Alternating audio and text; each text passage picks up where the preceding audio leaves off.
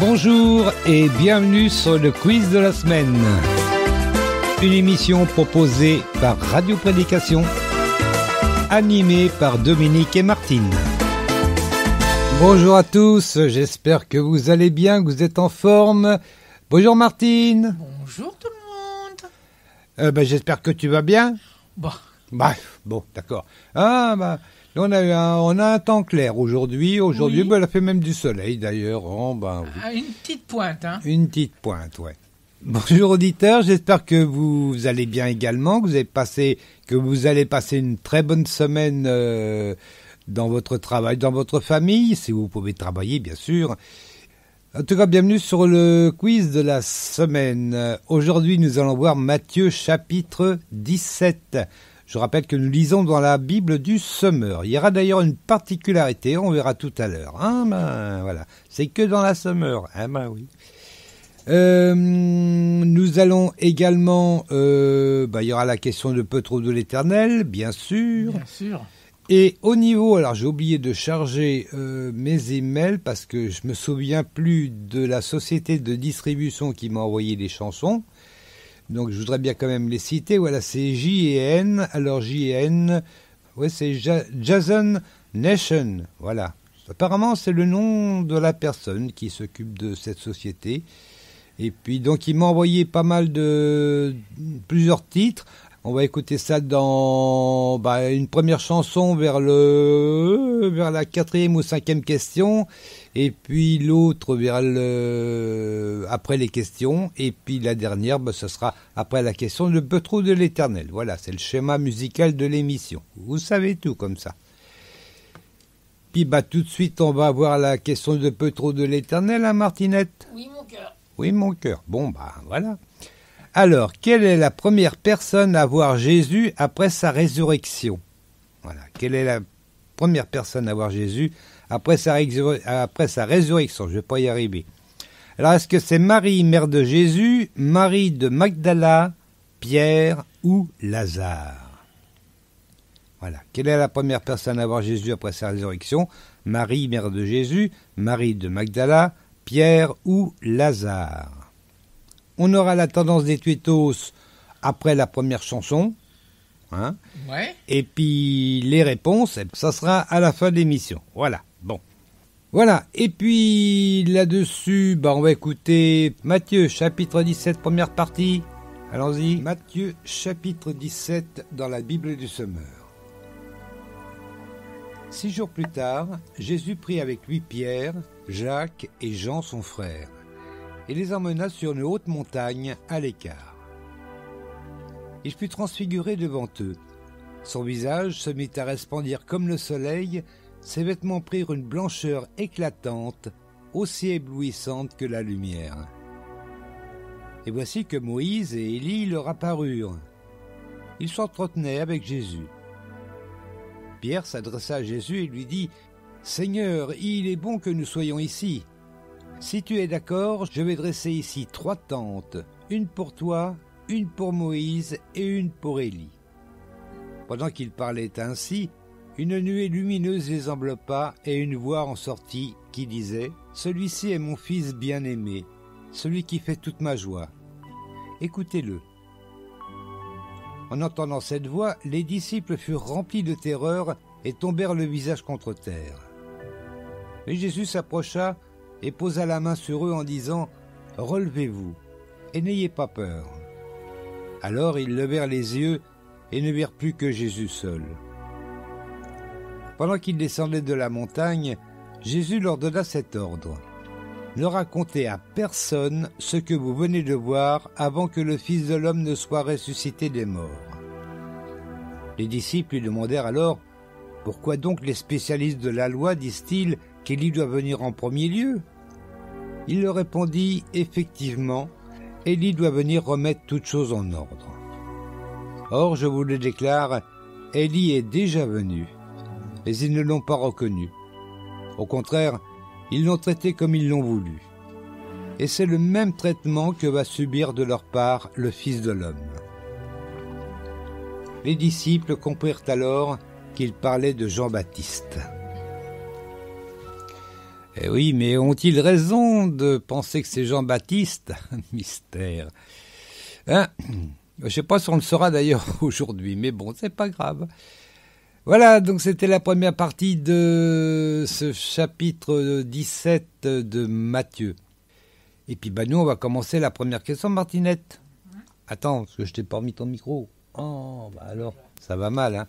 Moi, je l'avais pas allumé, alors. Oh, comme ça. Bon, on fait de la radio quand même, on va essayer en tout cas.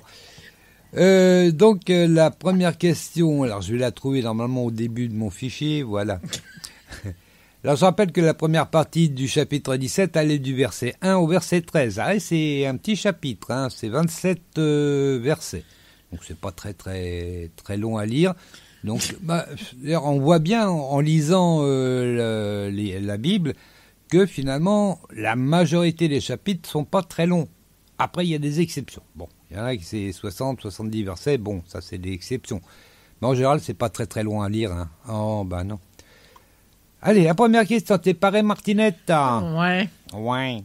Alors, après le chapitre 16, que nous avons lu donc la semaine dernière, nous retrouvons Jésus le lendemain, 3 jours plus tard ou 6 jours plus tard, tic-tac. Le lendemain, 3 jours plus tard, 6 jours plus tard, mystère. Et boule de gomme. Hein? Et boule de gomme. Et boule de gomme. Oui, tu dirais donc 6. Tu dirais 6 jours. Ouais. Ah ouais. Attends. C'est bien les... Oui. Je pouvais pas me tromper, c'était la première chose. Ah c'est le début du verset. Oui, c'est bien parce que dans certains endroits dans les évangiles, on n'a pas vraiment la notion du temps. On passe d'un endroit à un autre, mais on ne sait pas combien de temps ça a pris.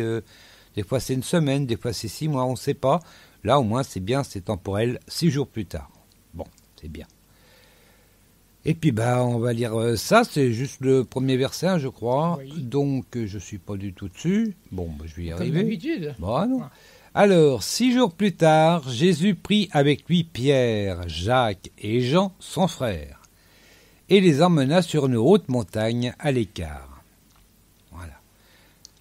Et puis, on s'arrête là parce qu'on va poser la deuxième question maintenant. Hein. Attends. Qui apparut à Jésus et aux disciples?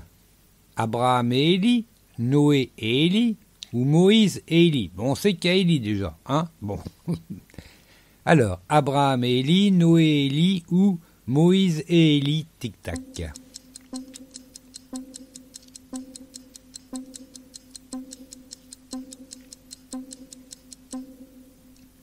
Moïse et Élie. Moïse et Élie, ouais.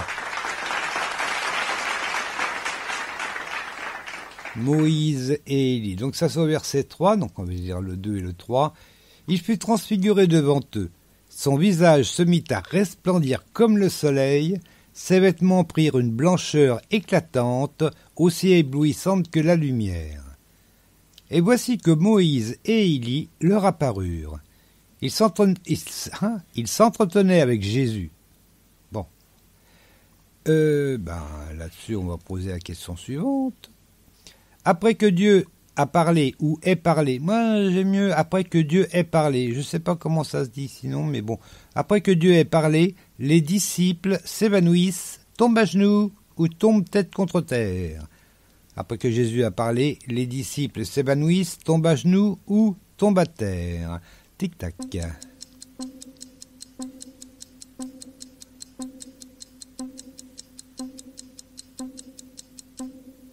Tu sais quoi t'es donc? Le visage contre terre. Le visage contre terre, ouais.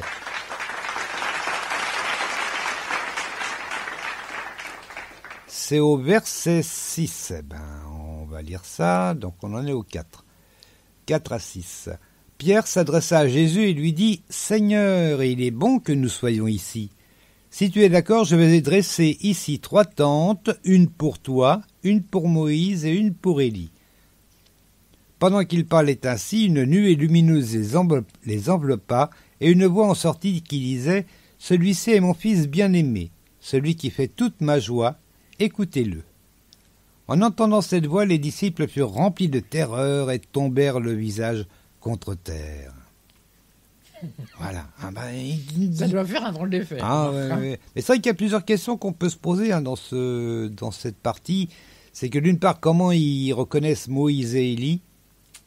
Oui, Mystère. et boule de gomme. Et boule de gomme. Enfin, c'est une des questions moi que je me pose. Bon. Nous, parce que de toute façon, personne ne les a. Enfin, à l'époque où ils sont, ils les connaissaient pas parce qu'ils étaient. Eux, ils devaient être tout bébés hein, quand Élise et Moïse. Bah oui. On va Donc, peut-être lire cette partie, la fin de cette partie, parce que je voudrais vous emmener après dans autre chose. Ah. Alors, pendant qu'il parlait ainsi, une nuée lumineuse les enveloppa et une voix en sortit qui disait « Celui-ci est mon fils bien-aimé, celui qui fait toute ma joie, écoutez-le. » En entendant cette voix, les disciples furent remplis de terreur et tombèrent le visage contre terre. Mais Jésus s'approcha et posa la main sur eux en disant « Relevez-vous et n'ayez pas peur. » Alors ils levèrent les yeux et ne virent plus que Jésus seul. Alors on s'arrête là. Et on arrive à la 4e question. Dans quel livre retrouve-t-on également la transfiguration? On le retrouve dans plusieurs, mais c'est parmi ceux que je cite. Hein. Donc est-ce que c'est dans Luc, dans Actes ou dans la lettre aux Corinthiens? Dans quel livre retrouve-t-on également la transfiguration? Luc, Actes ou livre aux Corinthiens? Tic-tac.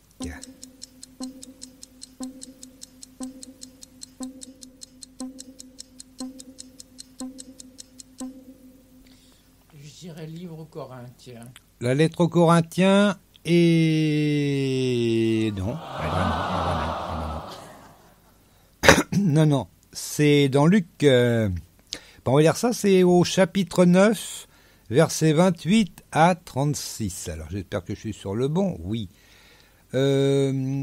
Alors, on va lire ça. Alors, vous allez voir que dans Luc, c'est plus précis que dans Matthieu. On va lire ça. Pendant qu'il parlait encore, une nuée se forma... Ah, attends, je suis peut-être un peu trop bas, pardon. Je remonte, c'est donc... Oui, voilà, 28. Alors environ 8 jours après cet entretien, Jésus prit avec lui Pierre, Jean et Jacques et monta sur une montagne pour aller prier. Je m'interromps à nouveau. Vous vous rappelez qu'on avait parlé de Philippe de Césarée la semaine dernière, hein, oui. Une ville qui est située au bas du mont Hermon. Alors certains se disent, oui, mais quelle montagne il est allé? Je pense que c'était la plus proche et la montagne la plus proche, c'était le mont Hermon. Voilà. On va aller voir vite fait dans Wikipédia. Alors, Wikipédia nous dit... faut que je remonte. Voilà. Le mont Hermon, donc, est une montagne de l'Anti-Liban. Je ne connais pas l'Anti-Liban, je ne sais pas ce que ça veut dire. Culminant à 2814 mètres d'altitude. Alors, il est dit dans la Bible qu'il les emmène sur le mont Hermon, certes, mais ils ne disent pas qu'ils vont au sommet non plus. Hein. Non. Bon, je précise parce que bon. Voilà, le sommet se situe à la frontière entre la Syrie et le Liban. L'extrémité méridionale de la montagne se trouve en Israël depuis sa conquête à l'issue de la guerre des 6 jours en 67. Mais bon, apparemment, elle était déjà à Israël à l'époque de Jésus. Je ne veux rien dire, mais quand même. Voilà. Je dis rien. Voilà, je m'arrête là, parce qu'après, c'est plutôt actuel, quoi. C'est pas tellement... Donc, on va retourner dans la partie, dans la Bible. Donc, le mont Hermon possède plusieurs appellations dans la Bible. Sion, Shanir et Sirion. Le nom Hermon vient de la racine hébraïque Hacherem, signifiant lieu sacré. De nombreux peuples anciens le considèrent comme une montagne sacrée. Les Cananéens révéraient son sommet. Selon la Bible, le mont Hermon, partie du territoire dominé par Og, roi de Bacan, ou Bacan, je ne sais pas, a marqué ensuite la limite nord du peuplement hébraïque sous la direction de Moïse et de Josué, et la limite nord du royaume d'Israël. Un peuplement juif est attesté à la fin du Second Temple et du Talmud, ainsi qu'au Moyen-Âge. Sous le roi de Judée, Alexandre Janet, on a procédé sur place à des conversions forcées des Utéréens au judaïsme.